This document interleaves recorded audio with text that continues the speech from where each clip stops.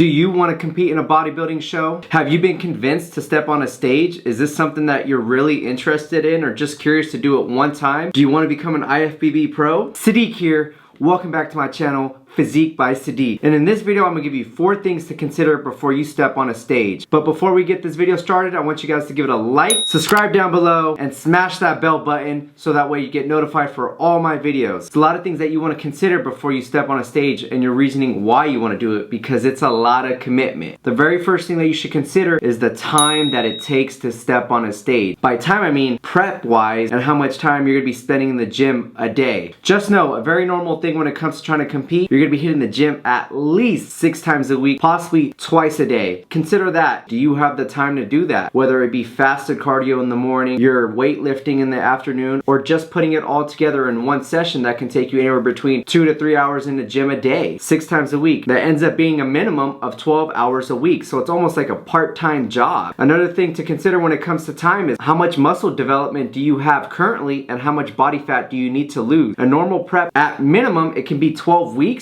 or it can be even longer, up to 20 weeks or even more than that. Can you go that long on a prep diet lifestyle? Can you do that? 6 times a week, possibly twice a day, anywhere between 2 to 3 hours of training on top of work, on top of school, or whatever else you have going on in your life. Second thing to consider if you plan on stepping on a stage is your social life. Your social life will go out the window.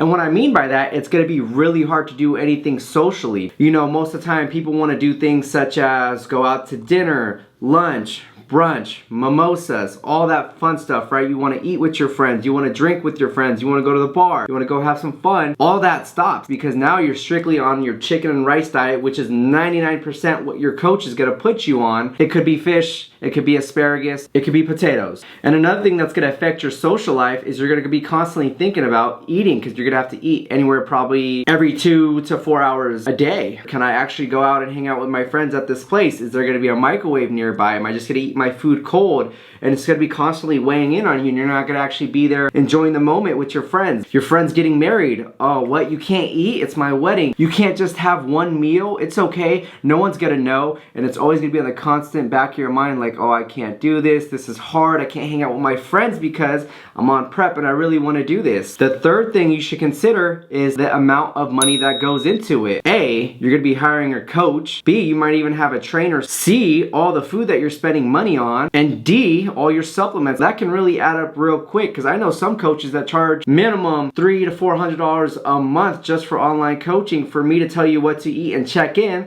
And then I know trainers that charge anywhere between $50 and up per session. So you can see it's already escalating, and then next thing you know, you gotta buy tons of chicken breast, tons of rice, tons of broccoli, and you know that goes bad fast, so you're constantly buying that. And you're probably gonna be eating anywhere between 1.5 pounds to 2 pounds of chicken a day. And then finally, your supplements. You're probably gonna be going through about 4 protein shakes a day. All the multivitamins, fish oils, fat burners, EAAs, BCAAs, creatine, all these things to consider. It really starts to add up in price. And then, wow, when it comes to money, probably what's gonna cost even more is actually the show itself. So let's do the math. It adds up real quick. You're gonna end up spending around $130 just for your competing card. You're gonna end up spending $175 per class. There's True Novice, Novice, and Open. If you do all 3, it adds up real quick. 175 times 3 is, you're at $525 right now. With the competing card of $130, it ends up being, you're at $655. You're also going to be paying for a spray tan. That's another $120. Now we're at $775. And don't forget, you want your stage pictures because you did all this. You want your professional photos. So that's another $100. Now we're at $875. And this is minimum if you end up doing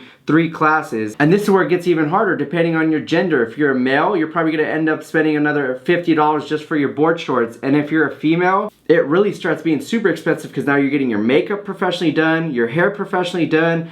Bikinis end up being like $300 because they're all custom. Your heels, your jewelry. If you're a female, expect to spend around $1,400 just to step on a stage for one day. So I want you to really consider that. There's the prep cost and the competing cost. Really adds up. So start saving money now if you're thinking about competing. And the last thing to consider is gonna be your mental health. And what I mean by that, it is so mentally draining prepping for a show. There's the before portion, the whole prep, thinking if you're not lean enough, oh my God, am I holding water here? Oh, this person's saying I'm losing too much weight, now I look sick. oh my gosh, I can't be as tight as this person, and constantly comparing yourself, it's gonna mentally beat you down. You're gonna end up having like body dysmorphia issues. I don't have enough striations right here. All this stuff is gonna be running through your mind, and you just gotta stay focused. You can't let it get in your way.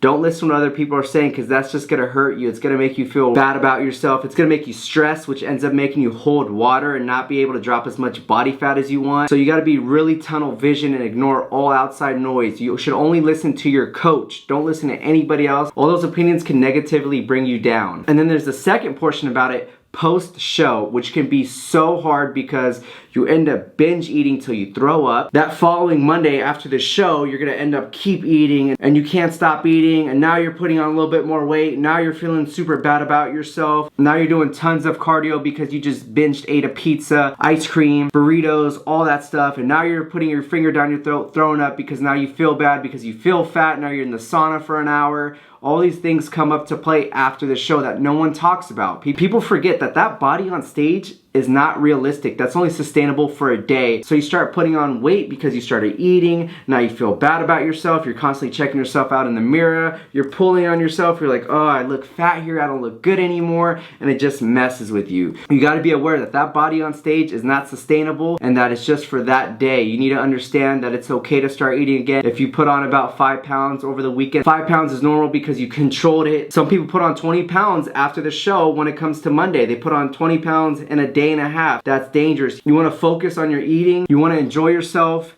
but you also don't want to feel bad about yourself. So that's really important part about competing. I hope these 4 tips gave you something to consider before you step on a stage. If you guys found this video helpful, please give it a like, subscribe down below, and I'll see you in the next video. Let's go!